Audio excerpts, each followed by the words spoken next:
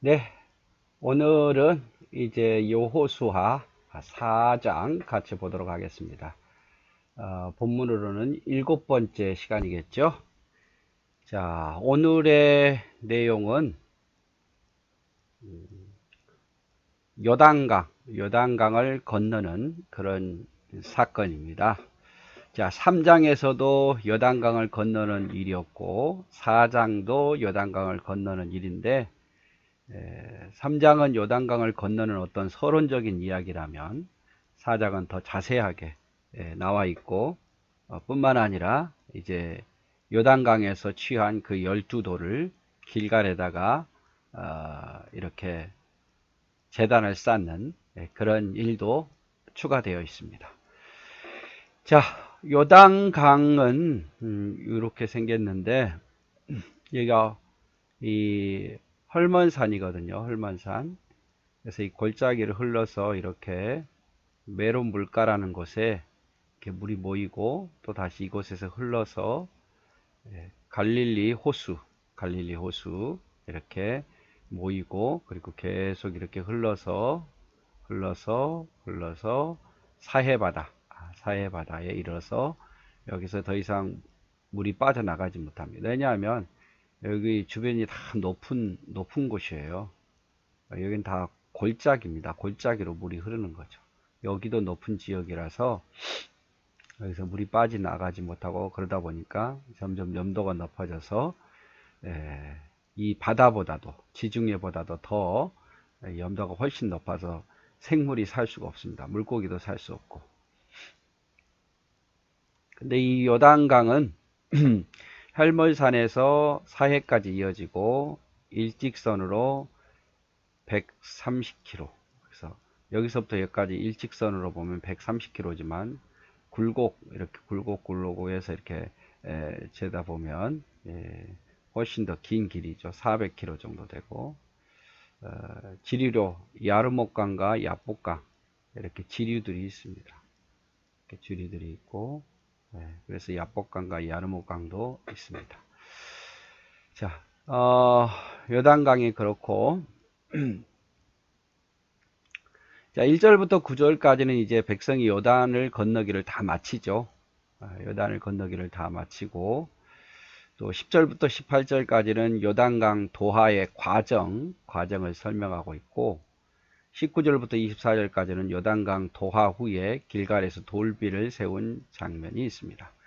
그래서 이 시간에는 우리 9절까지 요단강을 건너기를 마치는 그것을 보도록 할게요.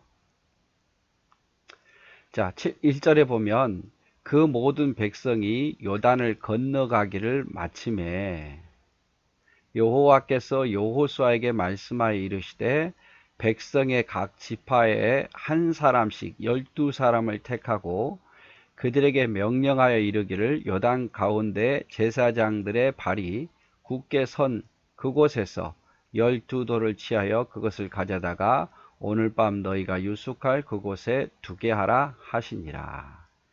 자, 하나님께서 명령하시죠. 다 백성이 요단강을 다 건넜어요. 아직 제사장들은 요단 가운데 있겠죠. 가운데 있어요. 그런데 다 건넌 다음에 하나님께서 여호수아에게 명령하시죠. 어떤 명령이냐면 각 지파, 12지파 아닙니까? 각 지파에서 한 사람씩 택해라. 그러면 12명이 될 것이고 그 사람들에게 무엇을 하라고 하냐면 요단 가운데 있는 제사장이 발을 딛고 서 있는 법궤를 들고 발을 딛고 서 있는 그곳에서 12개의 돌을 택해서 한 사람이 하나씩이겠죠. 12돌을 선택해서 이제 유숙할 그곳에 요단강을 건너서 길갈에 두라 이렇게 이야기를 하죠. 그래서 여호수아가 이스라엘 자손 중에서 각 지파에 한 사람씩 준비한 그 12사람을 불러서 그들에게 이르되 요단 가운데 들어가 너희 하나님 여호와께 앞에 가서 이스라엘 자손의 지파 수대로 각기 돌 한 개씩 가져다가 어깨에 매니라. 그래서 1절부터 3절까지는 하나님께서 명령하신 거고 4절부터 5절까지는 그 명령을 여호수아가 드디어 실행하는 거죠. 이렇게 한 사람에 하나씩 12개의 돌을 취하여서 요단강을 건너편에다가 이렇게 두라 이렇게 이야기를 명령을 내리죠. 이것이 너희 중에 표징이 되리니 후일에 너희의 자손들이 물어 이르되 이 돌들이 무슨 뜻이냐 하거든. 자, 이제 거기에다가 요단 건너편에다 길갈에다가 돌비를 쌓아 두잖아요. 그러면 그곳에는 길갈이라는 곳은 거의 모래, 요단강 바로 건너편에는 모래가 많았어요. 그러니까 거기에는 큰 돌이 별로 없습니다. 그런데 그 12개의 돌이 있는 것을 보고 사람들이 궁금할 거 아니요? 자녀들이 이 돌들이 무슨 뜻이냐 하면 그들에게 이르기를 요단물이 여호와의 언약궤 앞에서 끊어졌나니 곧 언약궤가 요단을 건널 때에 요단물이 끊어졌으므로 이 돌들이 이스라엘 자손에게 영원히 기념이 되리라 하라 하니라. 이렇게 자녀들이 이 돌이 도대체 왜 여기 있어요? 라고 물으면 하나님께서 기적처럼 요단강에 물을 끊으셔가지고 우리가 요단강을 건넜단다 라는 하나님의 하신 일을 설명해 주라 이 말이죠. 이스라엘 자손들이 여호수아가 명령한 대로 행하되 여호와께서 여호수아에게 이르신 대로 이스라엘 자손들의 지파의 수를 따라 요단 가운데서 12돌을 택하여 자기들이 유숙할 곳으로 가져다가 거기에 두었더라. 명령대로 행했다 이 말이죠. 여호수아가 또 요단 가운데 곧 언약궤를 맨 제사장들의 발이 선 곳에 돌 12를 세웠더니 오늘까지 거기에 있더라. 이렇게 표현을 하고 있습니다. 오늘까지 거기에 있더라.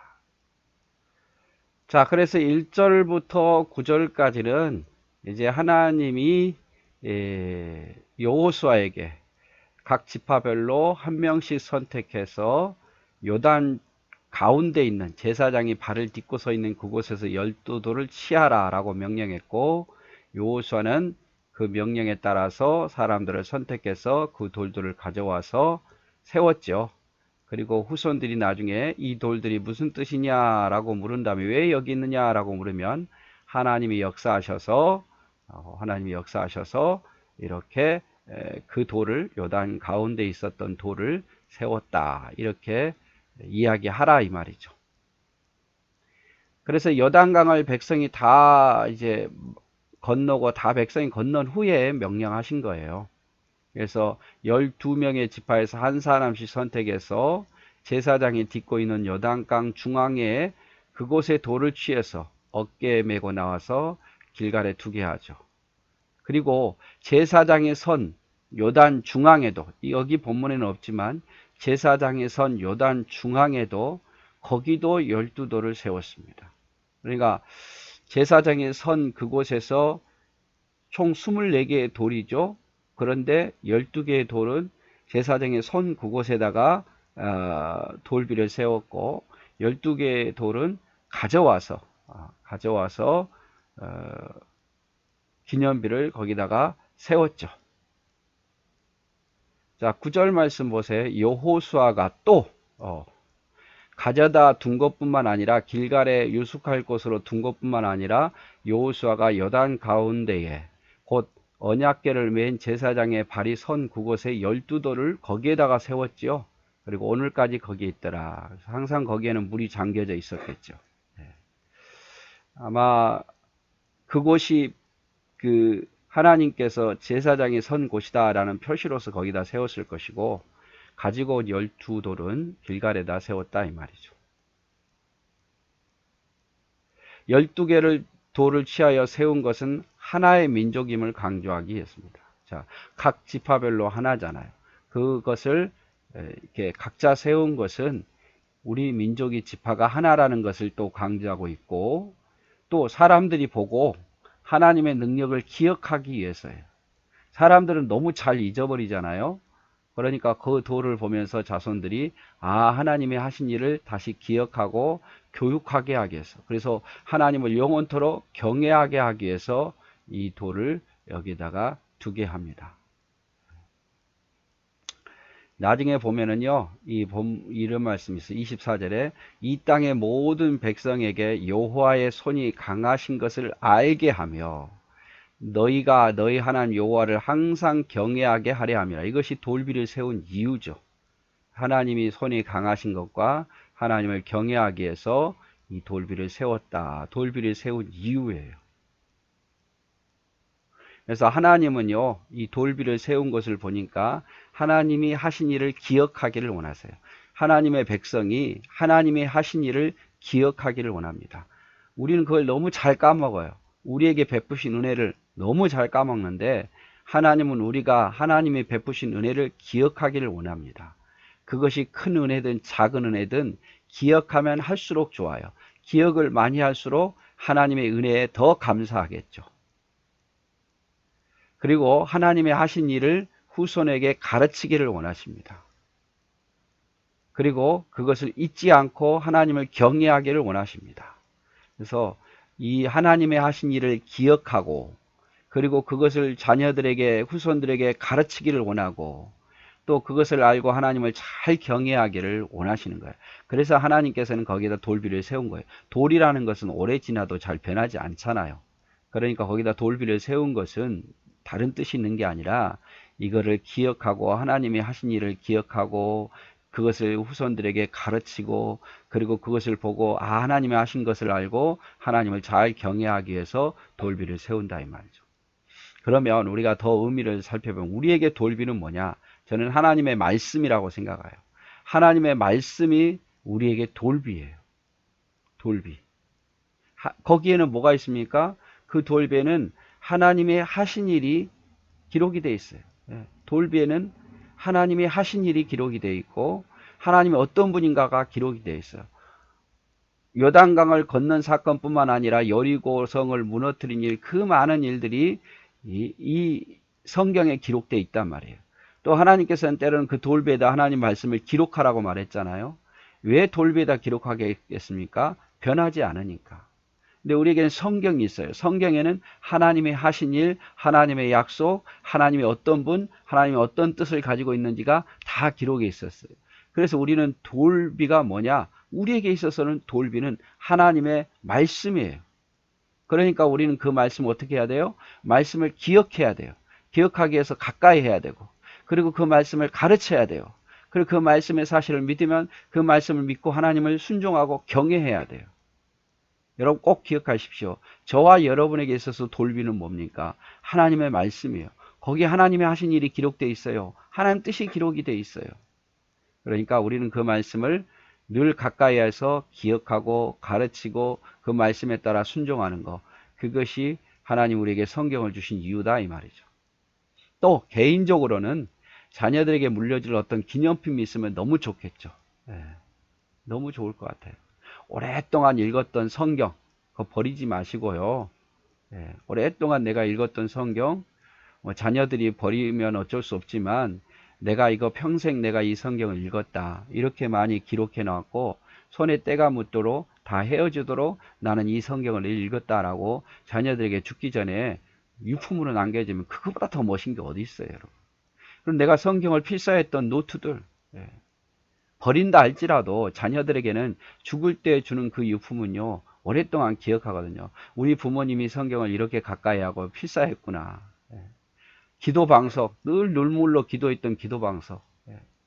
여러분 돌아가실 때 뭐 재산 많이 물려주고 이것도 중요하지만 신앙의 유산을 이런 어떤 뭐 자녀들에게 물려줄 기념품도 만드는 것도 괜찮아요. 저는 개인적으로 이 영상 찍는 일을 우리 자녀들에게 또 우리 성도들에게 남겨주고 싶어요. 여러분들에게. 왜냐하면 이거는 제가 없어도 계속 남아있을 거 아니에요. 설교는 한번 하고 나면 금방 없어지잖아요. 그리고 또 설교는 너무 길다 보니까 다른 순서들도 많이 들어가 있어요. 그래서 저는 설교 외에 또 이 영상을 찍어서 여러분에게 계속 남겨주고 싶어요. 제가 잘해서 그런 게 아니라 제가 받은 은사, 제가 받은 축복을 여러분에게 나눠주고 싶어요. 이게 코로나 때 시작해가지고 벌써 3년이 넘었는데 1차는 한 7년 걸릴 것 같고, 이걸 다시 수정해서 한 번 더 찍다 보면 한 10년 걸리면 사역이 다 마무리되지 않을까 그러고 싶습니다. 저는 이걸 남겨주고 싶어요. 여러분도 뭔가 자녀들에게 물려줄 돌비를 한번 만들어 보십시오. 그리고 진정한 우리에게 돌비는 바로 하나님의 말씀이라는 걸 기억하고, 돌비를 왜 주셨냐면 그것을 기억하고 그것을 가르치고 그것을 따라 경외하기 위해서 주셨다는 걸 꼭 기억했으면 좋겠습니다. 그래서 오늘은 이스라엘 백성이 요단에 있는 그 돌비를 가져다가 요단 중앙에도 그리고 길갈에도 세운 그 사건에 대해서 같이 보았습니다. 감사합니다.